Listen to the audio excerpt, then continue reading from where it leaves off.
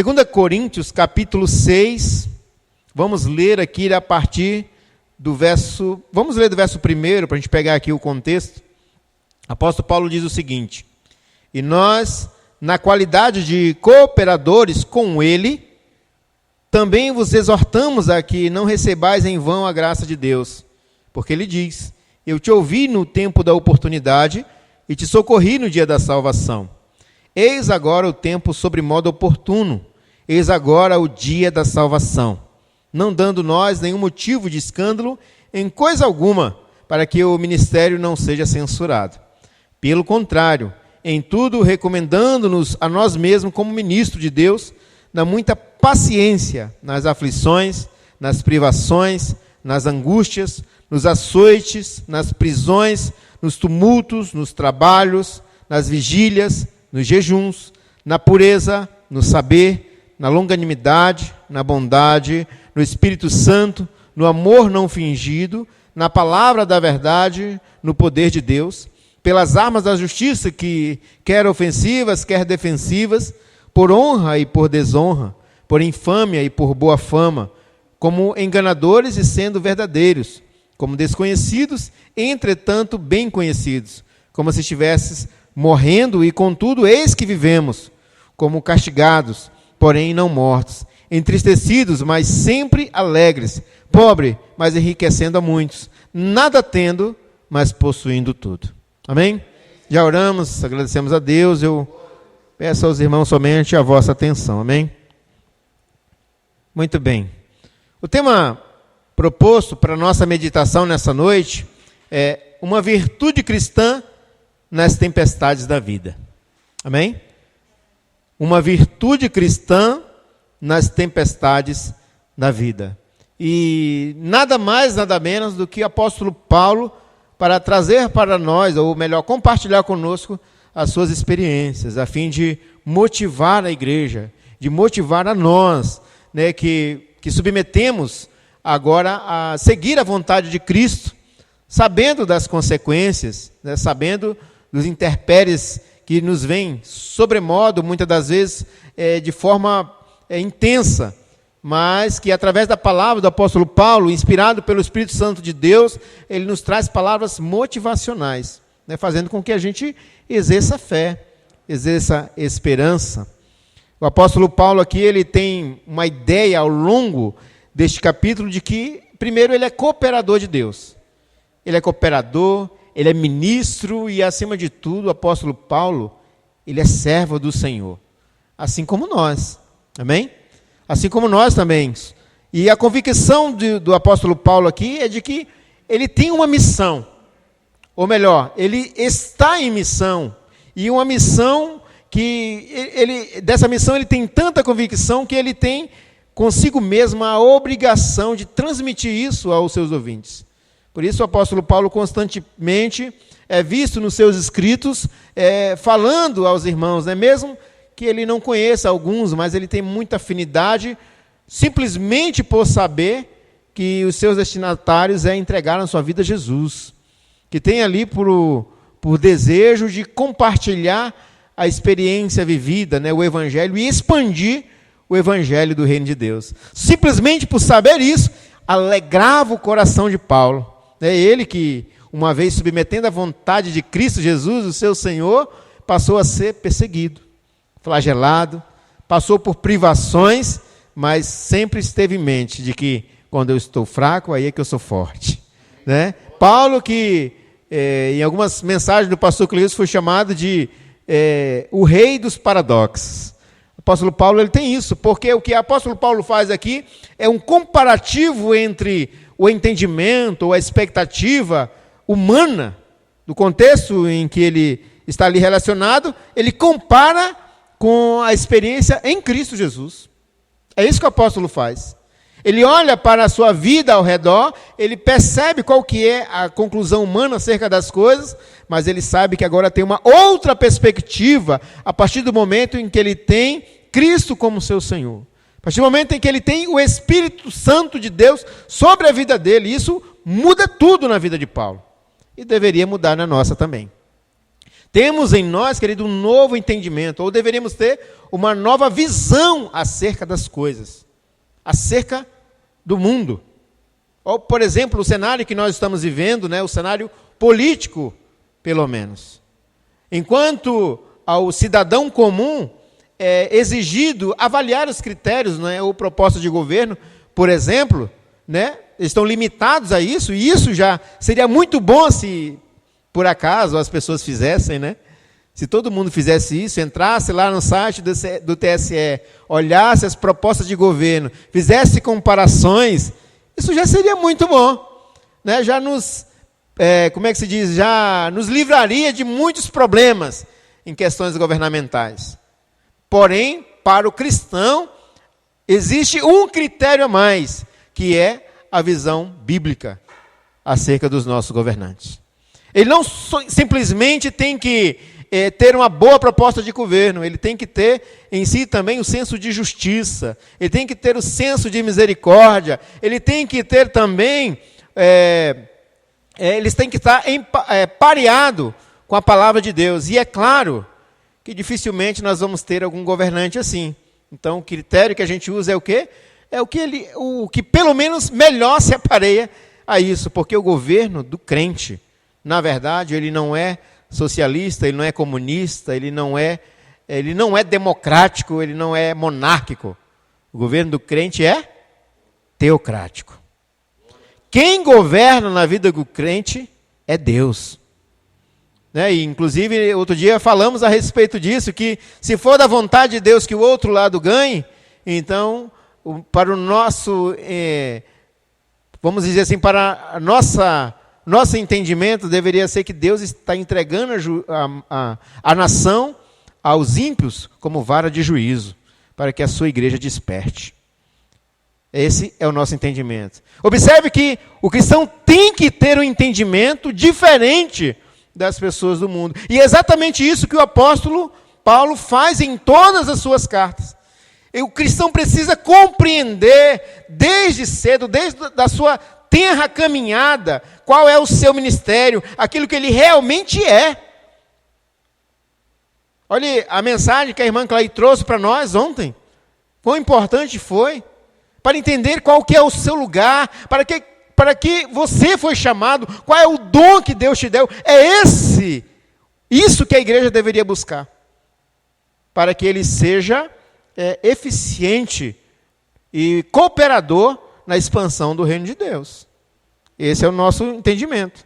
Se somos fracos em nossos ideais e ainda buscarmos louvores dos homens, poderemos ser levados por aquilo que dizem ao nosso respeito. Ou seja, nós vamos ser aquilo que eles dizem que nós somos. Vamos permitir que os homens ímpios criem julgamentos à nossa pessoa, como cristãos. E nós estamos percebendo que é exatamente isso que está acontecendo. A igreja, ou melhor dizendo, os cristãos, eles já não têm a mesma força que tinha alguns tempos atrás na sociedade. Não é mais aquele mesmo efeito quando uma pessoa diz que, olha, agora eu sou crente, né? As pessoas não têm mais aquele respeito, né? Não, mas sou crente, e aí? Ele é crente, e aí? Para mim continua a mesma coisa. Olha só até onde chegamos. Nós não somos aquilo que as pessoas dizem, mas somos aquilo que Deus nos fez para ser.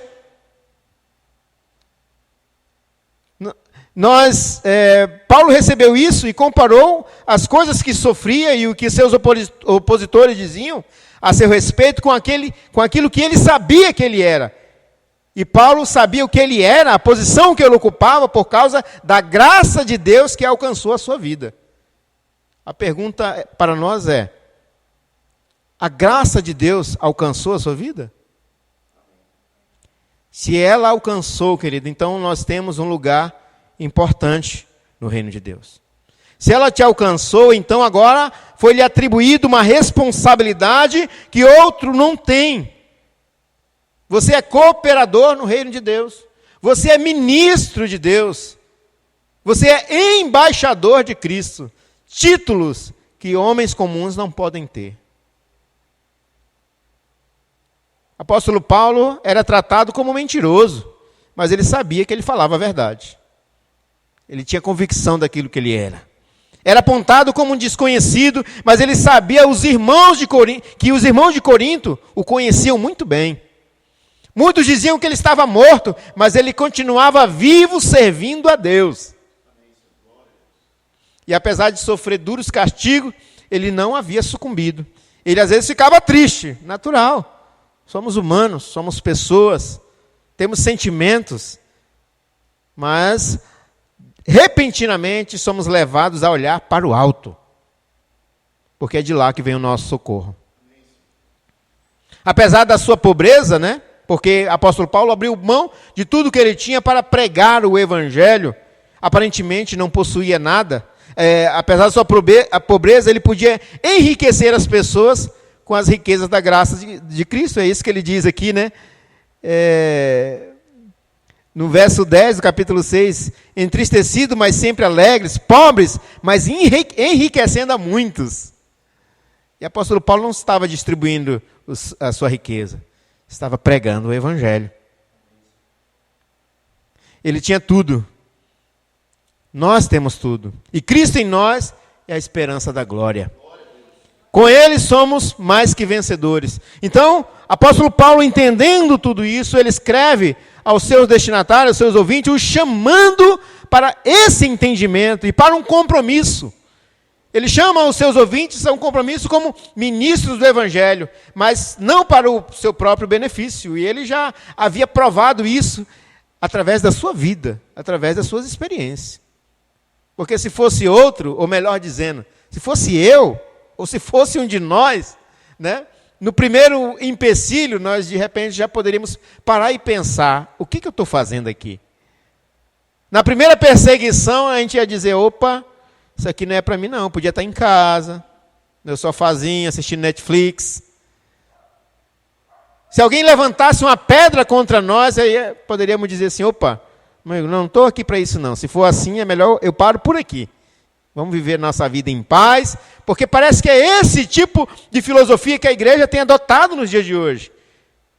A igreja tem se tornado passiva das situações, ela tem regredido, ela tem aberto a guarda, simplesmente com essa filosofia, né, da boa vizinhança, de permanecer tudo bem. Ela não está disposta a encarar o mundo das trevas em favor do reino de Deus, em defesa do Evangelho de Cristo. Talvez porque nós sabemos que é natural que ao defender Cristo, nós vamos submeter às duras penalidades, a duras agressões, quer seja de parte de pessoas estranhas, seja por parte da família até, e isso nós não queremos. O que nós queremos é viver em paz com as pessoas e principalmente com nós mesmos, né? Conosco. Então, o apóstolo Paulo ele diz, não é assim. Ele diz aqui no verso 4, pelo contrário, em tudo recomendando-nos a nós mesmos como ministro de Deus. Ou seja, o apóstolo Paulo chama a todos para um compromisso. E de uma maneira que muito intensa, ele é como se ele estivesse dizendo, olha, sejam meus imitadores, como eu sou de Cristo. E nós já falamos disso aqui algumas vezes, né? Quem de nós tem essa ousadia de chamar alguém para dizer assim, meu irmão, me imita. Porque eu imito a Cristo. Eu quero que você me imite também. É mais provável que nós dizemos assim para o próximo, não olha para mim não, que eu sou falho. Olha para Cristo. Porque existe também o compromisso de, ao chamar alguém para nos imitar, nós estamos assumindo uma responsabilidade muito maior. E isso é um problema, não é? A partir daí, então, o apóstolo Paulo, sabendo que é provável que o seu destinatário pense nisso, né? Olha, pode haver um cenário de sofrimento, um cenário aí de adversidade. Então, o apóstolo Paulo continua aqui dizendo, olha, recomendando-nos a nós mesmos como ministro de Deus, na muita paciência nas aflições, nas privações, nas angústias. Apóstolo Paulo aqui, ele destaca aqui uma virtude que aparentemente todo mundo deveria ter. que é a paciência. Mas para o cristão, essa paciência, ela é carregada aqui pelo Espírito Santo de Deus, e por isso ela traz um diferencial na vida do crente. A paciência, ela é uma virtude cristã. A palavra aqui é hypomone, e é uma das palavras mais nobres de todo o Novo Testamento. Normalmente vem traduzida por paciência ou perseverança, mas não existe no português que traduza esta palavra e que transmita toda a plenitude do seu significado, porque é uma palavra nobre. No Novo Testamento, o substantivo é hypomone, e ele, veja bem, ele é usado mais de 30 vezes, falando sobre paciência, paciência, paciência. E o verbo correspondente aqui é hypomonem, é usado no mesmo sentido por mais 15 vezes. Então, conforme dissemos aqui, a tradução normal do substantivo é paciência, e o do verbo é perseverar. Ou seja, o apóstolo Paulo está dizendo aqui, na muita paciência, quer dizer que, olha, você vai passar por muita privação, você vai passar por muitas adversidades, mas tenha paciência. Persevere. Porém, essa paciência, querido, ela é diferente, porque não é aquela paciência que simplesmente a gente senta, abaixa a cabeça e espera que a situação passe. Aí é que está o diferencial. Não é aquela paciência em que a gente descansa em nós mesmos. Ela é diferente. E o apóstolo Paulo diz aqui que essa paciência, ela é uma grande virtude para nós. Olha, observe aqui as colocações na qual essa palavra é usada. Essa palavra aqui, a paciência, ela faz uma conexão, por exemplo, aqui com tribulação, esperança e experiência, em Romanos capítulo 5, verso 3. Deixa eu mostrar para os irmãos aqui. Em Romanos capítulo 5, verso 3, essa palavra está aqui, e ela diz o seguinte: por intermédio de quem, a partir do verso 2, obtivemos igualmente acesso, pela fé, a esta graça, na qual estamos firmes, e gloriamos-nos na esperança da glória de Deus. E não somente isto, mas também nos gloriamos nas próprias tribulações. É a palavra, hypomone. Sabendo que essa tribulação, ou que produz perseverança, ou seja, também paciência. E a perseverança, experiência. E a experiência, esperança. Ao mesmo tempo, também, ela é usada em conexão com a fé. Lá em Tiago, capítulo 1, verso 3.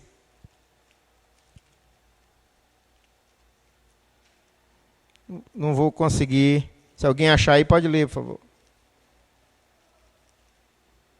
Com a mão. Tiago, capítulo 1, verso 3.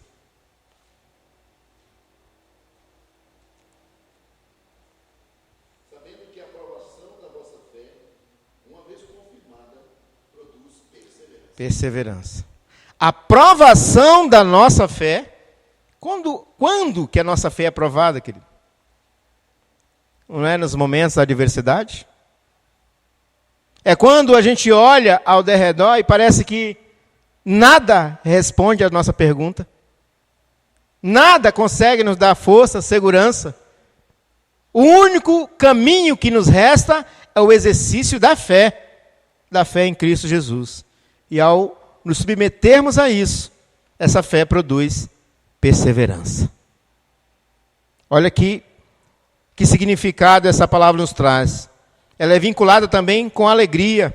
E em sua maior frequência também tem conexão com o alvo da glória de Deus, com alguma grandeza futura. E as referências aqui para essa palavra são muitas. Lucas capítulo 21, verso 19. Romanos capítulo 2, verso 7. Hebreus capítulo 10, verso 36. Ou seja, a paciência realmente é uma virtude, porém é uma virtude sobre-humana. Porque ela não é algo que nasce em nós, ela provém de Deus, do Espírito Santo em nós. Não é a paciência que se pode sentar e curvar a cabeça, deixando as coisas descendo, ou desabando sobre nós. Não é esse tipo de paciência. Não é meramente passar por algumas coisas. É o Espírito que pode suportar as coisas, não simplesmente com resignação, mas com esperança. Não é o Espírito que fica sentado num só lugar, esperando de forma estática, vegetativa, mas sim o Espírito que suporta as coisas, porque ele sabe que essas coisas o estão levando para um alvo. E esse alvo é o louvor da glória de Deus. Não é a paciência que aguarda inflexivelmente o fim, mas é a paciência que espera radiante a aurora. Quando nós olhamos para o mundo e vemos as pessoas passando por problemas, por diversidades, por qualquer que seja a situação, talvez a gente chegue lá e diga, meu irmão, tenha paciência. Ele vai dizer, eu já estou esperando há muito tempo, porque ele está esperando que haja uma reviravolta na sua vida. E as coisas voltem simplesmente a ser como era antes. Mas para o crente não é assim. Quando a palavra de Deus diz para nós, seja paciente, ele está dizendo, espere, porque Deus vai ser glorificado na sua vida. O Evangelho vai ser expandido através da sua vida. Cristo vai ser anunciado através da sua vida. Tenha paciência. Não importa o que você está passando, é Deus que está te submetendo a esta situação para um bem maior, que é para o louvor da glória dEle. Então tenha paciência. Essa é que é a palavra. E o apóstolo Paulo tem essa convicção. Então o apóstolo Paulo continua aqui, ele abre, não vai dar para falar de todos, e ele fala de 3 grupos aqui, e cada grupo composto de 3 coisas, na quais se pratica essa paciência vitoriosa. Eu só vou conseguir falar do primeiro grupo. E o primeiro grupo são os conflitos internos da vida. São os conflitos internos. Talvez a gente diz assim, apóstolo Paulo, eu tenho que ter paciência? Tem. E você vai passar por um momento difícil. Primeiramente, dentro de você. Por conta da situação em que você vive. Por isso que ele fala aqui no primeiro grupo, a primeira situação, ele diz paciência nas aflições. Nas aflições ou tribulação. A palavra que ele utiliza aqui para falar de tribulação ou tribulação é tlipsis. E como já ouvimos, é uma palavra que usualmente expressa uma pressão física sobre o homem. Há coisas que dobram o espírito humano. Tristezas que são uma carga para o seu coração, desilusões que podem destroçar-lhe a vida, as simples expressões da demanda da vida sobre ele, como, por exemplo, o acontecido, né, eu sei que nem todos conheciam, eu conhecia, o pastor Eliezer, né, eu conhecia o irmão Ceará, né, que passou por essa situação, querido. É tribulação, é aflição. O sentimento, ele vai ao chão, ele é destroçado por uma situação que lhe foi acometida, querido. Não há palavras para descrever. Assim como no momento em que ele está passando, não há palavras que o possam consolar. E não somente ele, mas quantos e quantos outros irmãos na face dessa terra, passando por momentos difíceis. Com pai, com esposa, com filhos, mães com filhos, né, envolvidos com droga, filhas na prostituição. Isso causa aflição, isso causa tribulação, destrói a pessoa espiritualmente, desgasta fisicamente. Não se sabe o tempo ao certo quando vai acabar. Mas a palavra de Deus diz, tem paciência. Persevera. Persevera.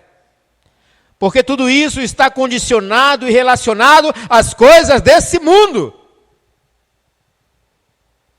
Mas como nós sabemos que o crente, ele deve ter uma perspectiva diferente, um entendimento diferente, ele tem a sensibilidade no ouvido, no coração e no pensamento, em saber que mesmo nesse tempo de aflição e de tribulação, ele não está sozinho, ele não foi abandonado, de que o Espírito Santo de Deus está com ele, sempre o fortalecendo. Queridos, se nós não cremos numa palavra como essa, é muito provável que vamos desmoronar. Vamos permitir que isso nos destrua. E é o que acontece com muitas pessoas. Quantas pessoas já passaram por momentos de perdas como esse? Experiências terríveis e nunca mais conseguiram se reconstruir. Mas a palavra de Deus para nós é: tem paciência. E Jesus já havia nos preparado para isso. Ele diz em João capítulo 16, verso 33, ele diz: no mundo tereis aflições. Mas Senhor, o Senhor vai permitir que nós passemos por tudo isso? Ele vai dizer: é necessário para que você cresça, para que você se fortaleça e meu nome seja glorificado. O apóstolo Paulo também diz lá em 2 Coríntios capítulo 4, verso 17, alguns versos aqui antes, ele diz que a tribulação, ela produz para nós eterno peso de glória. É a mesma palavra. Tribulação, aflição. O apóstolo Paulo diz: tem paciência. Vai chegar um tempo em que tudo isso que você passou, você chegou a ponto de sucumbir, enfraquecido, desvanecido. Mas vai chegar um tempo em que isso tudo será colocado numa balança. Desse lado, toda a sua provação, toda a sua aflição, toda a sua angústia. E do outro lado, a glória de Deus que está reservada para você. Amém, Senhor. E aí você vai me dizer o que vai pesar mais sobre a sua vida. Nem se compara. A glória de Deus nem se compara com aquilo a qual estamos propensos a passar. Nem se compara. O apóstolo Paulo continua a paciência também nas aflições, mas ele diz também nas privações. A palavra aqui é anagke e significa literalmente as necessidades da vida. Um teólogo saxão, Fritz Heinecker, ele diz que essas palavras, elas são usadas no sentido de sofrimento e possivelmente até tortura. São aquelas cargas inevitáveis da vida que retratam necessidades materiais, emocionais e até mesmo física. Talvez nenhum de nós esteja passando por um momento como esse, querido, mas existem muitos irmãos nossos que estão passando, que não têm o que comer, que não têm o que vestir, que sequer têm expectativa para o amanhã. São famílias que, ao conseguir um pão, o pai abre mão do seu sustento para alimentar os filhos e passa mais um dia de fome. Apóstolo Paulo passou por privações, passou fome também, e ele exerceu a paciência, mas não a paciência humana, a paciência que vem de Deus. E é isso que ele orienta-nos a exercitar agora. Ele tem paciência. Eu fico indignado, querido, quando eu ouço alguém de púlpito pregando esse evangelho fajuto, a teologia da prosperidade, e que diz que todos são obrigados em Cristo Jesus a desfrutar de riqueza e da prosperidade. Enquanto nós olhamos para os nossos irmãos lá na Igreja Missionária Volta de Cristo, que é só uma pequena parte dos nossos irmãos que passam por necessidade e não tinham o que comer ou o que vestir, e que hoje nos ensinam a agradecer a Deus com um pouco que recebem. Eu acredito que os irmãos já olharam o vídeo, né? Quando o pastor manda lá, eles recebendo um prato de arroz. Eles festejam, eles dançam, porque outrora nem isso eles tinham. São as privações da vida. São as necessidades que os fazem valorizar aquilo que eles estão recebendo, mas crendo que é Deus quem está suprindo na vida deles, através da igreja. Tanto que eles agradecem aos irmãos que contribuem, mas glorificam a Deus por terem o que comer. as necessidades da vida fazem isso. As privações. Essa é a paciência triunfante que permite que o homem confronte tudo que envolve a sua vida. Tudo que venha sobre ele de modo a torturá-lo. Quer seja no material, no físico, no emocional. Ele mantém a cabeça em Cristo Jesus. E o apóstolo Paulo continua falando a respeito da paciência nas angústias. A palavra que Paulo utiliza aqui, stenecoria, significa literalmente um lugar muito estreito. É esse sentimento que esse sentimento que o sentimento de angústia nos traz. Eu estou sendo redundante aqui. Ele pode ser utilizado referindo-se a um exército encurralado num desfiladeiro estreito e rochoso, ou seja, não tem saída, sem lugar para manobrar ou para escapar. Também pode se referir a um barco apanhado numa tormenta e sem espaço para sulcar a tormenta, ou seja, transpassar a tormenta ou para correr diante dela. A vida tem momentos em que o homem se sente assim, encerrado, sufocado, induzido numa espécie de claustrofobia espiritual. É aquele momento em que a pessoa não sabe o que fazer. Esses dias eu vi um testemunho de alguém que venceu a depressão. Eu confesso para os irmãos que a gente, muitas das vezes, fala assim, né, no ápice da virilidade, né? Que negócio de depressão o quê? Isso é falta de peia. Né, Clídia? Às vezes a gente fala assim, que nada. Mas aí nós percebemos, quando olhamos ao nosso derredor, o quantas pessoas têm sucumbido a essa doença maldita. Eu vi o testemunho de um homem, onde perguntaram para ele o que é depressão. Ele fala, eu não sei. Perguntaram para ele, como começou? Ele disse, um dia eu acordei e não queria ir trabalhar. Fiquei pela manhã em casa. À tarde eu fui. Almocei e fui. No outro dia eu acordei com o mesmo sentimento. Não fui trabalhar ontem, também não vou hoje. Vou à tarde. Mas aí depois nem almoçar eu almocei mais. Fui trabalhar. No outro dia eu acordei e nem quis ir trabalhar. E nem quis comer. E continuei em casa. No outro dia eu acordei e não quis nem levantar para abrir a porta ou abrir a janela. Há alguns dias eu ainda ligava para as pessoas que trabalhavam comigo e dizia que ia chegar mais tarde ou que ia atrasar. Depois de um tempo eu nem ligava. Nem se importava o que elas iam pensar. Simplesmente eu não queria ouvi-las, nem queria falar com ninguém. De repente, eu estava num contexto de trevas, isolado. Não sentia fome, não sentia alegria.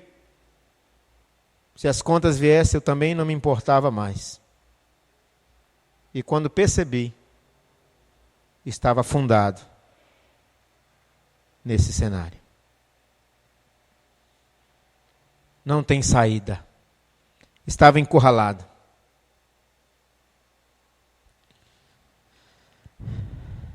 A angústia começa a tomar conta.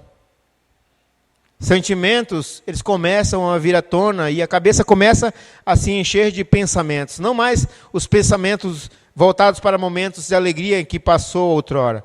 Somente os pensamentos ruins, as decepções da vida, os planos que foram frustrados, as metas que nunca foram alcançadas. A gente começa a comparar o que nós vivemos hoje com o que a gente poderia ser ou ter, muitas das vezes que desistimos dos nossos planos, e quando nos deparamos, esse é o sentimento que se tem, de fracasso, de angústia.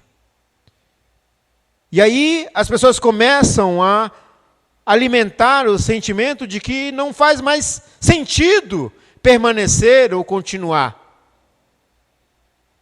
De que ela não faz mais diferença nem para ela mesma, e nem para a sociedade, e nem para a família, nem para o meio em que ele vive. E quando se passa 1, 2 ou 3 dias e ninguém sequer pergunta o que aconteceu, aí vem a convicção de que ela estava certa. Não tem saída.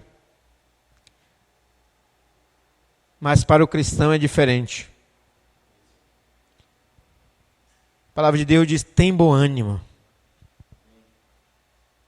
Eu venci o mundo.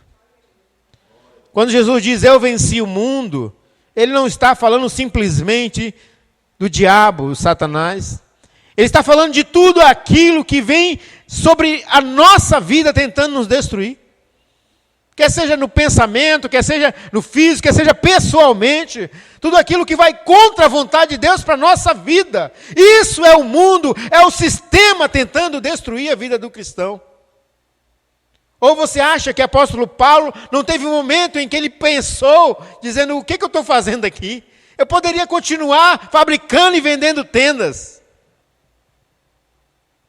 Talvez seja uma suposição tola da minha parte, mas o apóstolo Paulo passou tanto que algumas vezes ele pensava em se exaltar, outras vezes ele pensava em desistir.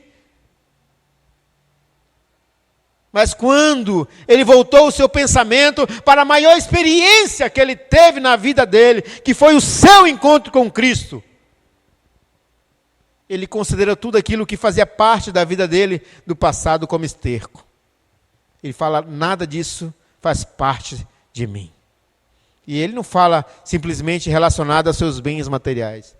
Ele fala de toda a sua vida. Tudo aquilo que estava intrínseco a ele. Ele abre mão de tudo aquilo para viver a vontade de Deus. Ele não está preocupado mais com o que o mundo pensa. Ele não está preocupado se ele não alcançou metas ali. A meta do apóstolo Paulo mudou. O alvo dele mudou. E ele olha para os seus irmãos e diz, olha, eu prossigo para o alvo, para o prêmio soberano da vocação de Deus que está em Cristo Jesus, o nosso Senhor. Portanto, igreja, se você por algum momento passou por alguma experiência como essa, e foi tomado por esse sentimento de aflição, de privação, de angústia, tem paciência. Crê na palavra de Deus e permita que Deus glorifique o nome dele através da sua vida. Ele não está prometendo que vai te restituir tudo que você perdeu. Ele não vai te exaltar diante dos homens. Ele vai te glorificar para viver com Ele eternamente. Amém. Essa promessa eu te garanto. Então, tem de bom ânimo. Em nome de Jesus. Em nome de Jesus. Toda a humanidade está sujeita a essas adversidades.